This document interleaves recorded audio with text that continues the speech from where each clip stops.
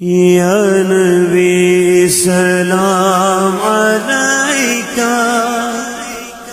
الحمدللہ رب العالمین والصلاة علی رسولہ الکریم، اما بعد فاعوذ باللہ من الشیطان اللعین الرجیم، بسم اللہ الرحمن الرحیم، اللہم صلی علی محمد وعلی آل محمد۔ بعض لوگوں کا یہ عقیدہ ہے کہ جنات زمین کی نچلی سطح میں رہتے ہیں، یہ گمان بالکل غلط ہے۔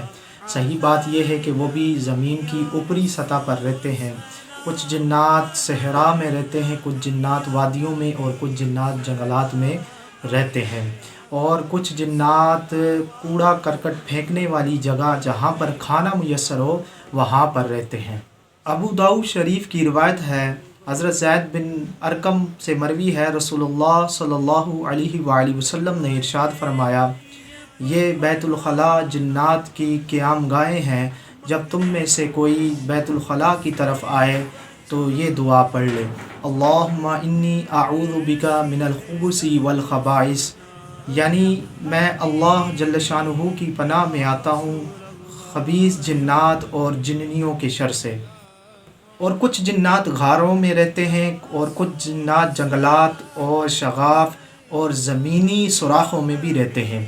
نسائی شریف کی روایت ہے، حضرت سیدنا عبداللہ بن سرجس رضی اللہ تعالی عنہ سے مروی ہے، رسول اللہ صلی اللہ علیہ وآلہ وسلم نے ارشاد فرمایا، تم میں سے کوئی شخص کسی سوراخ میں پیشاب نہ کرے، تو حضرت سیدنا عبداللہ بن سرجس رضی اللہ تعالی عنہ نے حضرت سیدنا قتادہ رضی اللہ تعالی عنہ سے پوچھا کہ سوراخ میں پیشاب کرنا کیوں منع فرمایا گیا ہے؟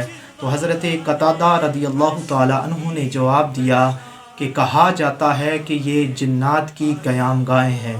معزز سامعین و ناظرین، انشاءاللہ تبارک و تعالی اگلی ویڈیوز میں میں آپ کو بتاؤں گا کہ اور کون کون سی جنات کی قیام گاہیں ہیں۔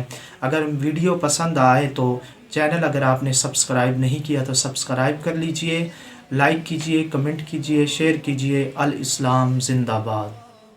صلو علیہ وآلہ